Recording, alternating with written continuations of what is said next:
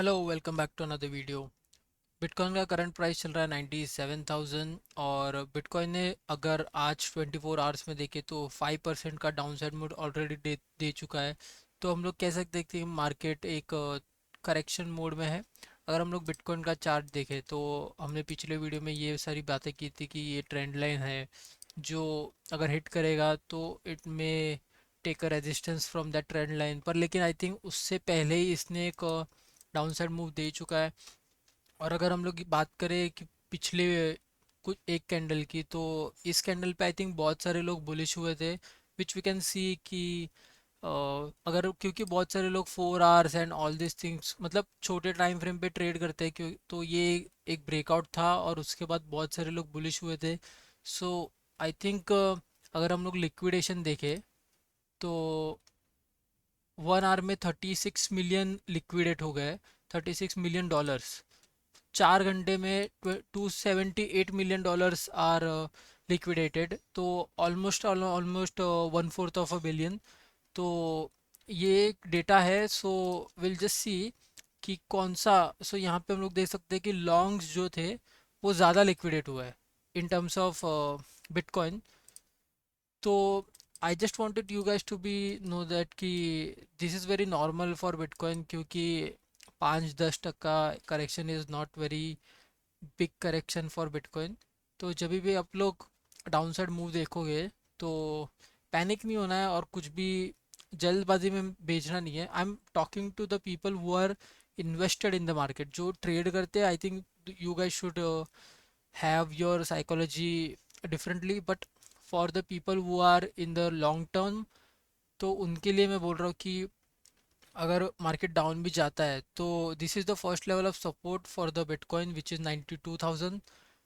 और अगर बिटकॉइन ये भी ब्रेक करे विच इज़ पॉसिबल, तो अगर हम लोग देखें मार्केट में, अगर बिटकॉइन ऐसे थोड़ा सा यहाँ पे रुक के फिर नीचे यहाँ पे सपोर्ट लेने का ट्राई करता है और फिर से एक डाउनवर्ड मूव देता है, तो इट इज़ वेरी पॉसिबल। ऐसा नहीं है कि नहीं दे सकता, क्योंकि बिटकॉइन ने पिछले बुल मार्केट्स में इससे भी बड़े बड़े मूव दे चुका है विच इज़ 25 to 30% तो ये छोटे छोटे मूव्स तो आई थिंक लोगों को थोड़ा सा मार्केट से निकालने के लिए, और जो स्ट्रॉन्ग हैंड्स है वो लोग बाय करने के लिए होता है।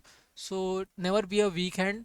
तो अगर ये सब नीचे आता है तो I think we should buy the dip, क्योंकि अभी भी बुल मार्केट तो ओवर नहीं हुआ है। So treat it as a dip, इसको करेक्शन की तरह ट्रीट करो और अगर मौका मिले तो बाय करो।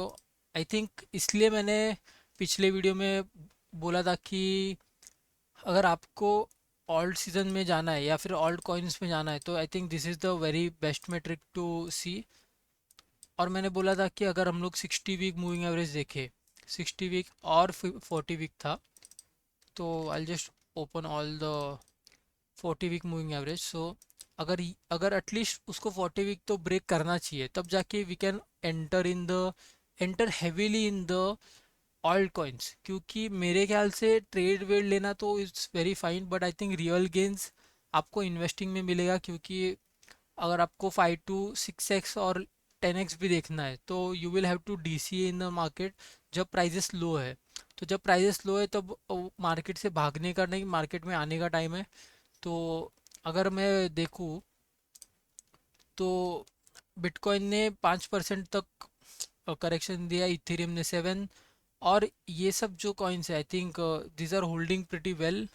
डोज कॉइन तो I don't buy any doge coin, and Pepe वगैरह ये सब मीम कॉइन्स जो है which I don't buy any of it, क्योंकि मेरे को उसका यूज़ केस तो कुछ समझता ही नहीं है।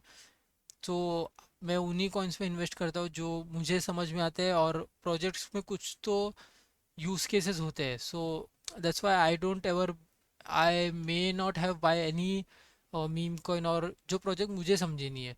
So again coming back to second topic which is, अगर this is the very important thing, और पीपल मतलब लोग इसको बहुत अंडर एस्टिमेट कर देते हैं।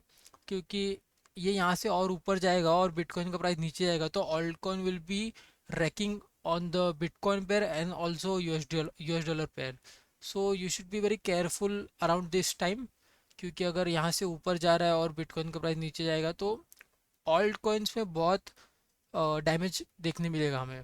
तो अगर आप लोग ऑल्ट कॉइन में हो तो आई थिंक स्टॉप लॉस, अगर ट्रेड कर रहे हो तो स्टॉप लॉस लगा के करो, नहीं तो just be aware of downside and stay safe. तो coming back to some news, अगर ये न्यूज़ देखें तो inflation level seems to be increasing, और ये एक रीज़न हो सकता है for market to show some correction.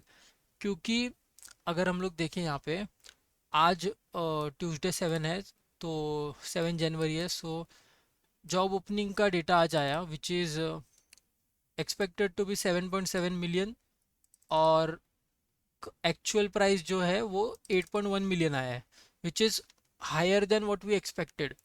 तो जब भी आई थिंक मार्केट में एक्सपेक्टेशन से ऊपर या नीचे कुछ भी होता है तो थोड़ा बहुत तो करेक्शन देखने मिलता है।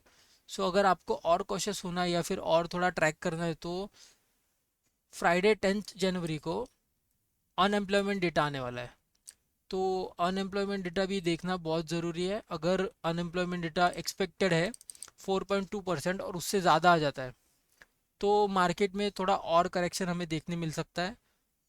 अगर 4.2 के आसपास आया तो मार्केट आई थिंक साइडवेज या फिर ऊपर भी जा सकता है।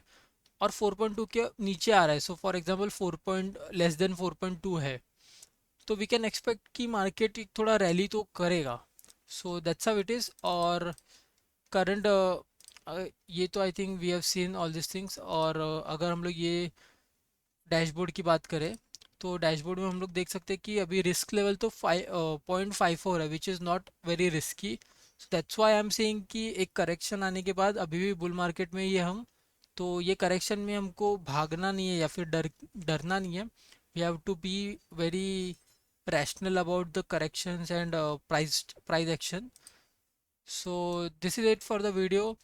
If you like the video, do subscribe to the channel and hit the like to the video.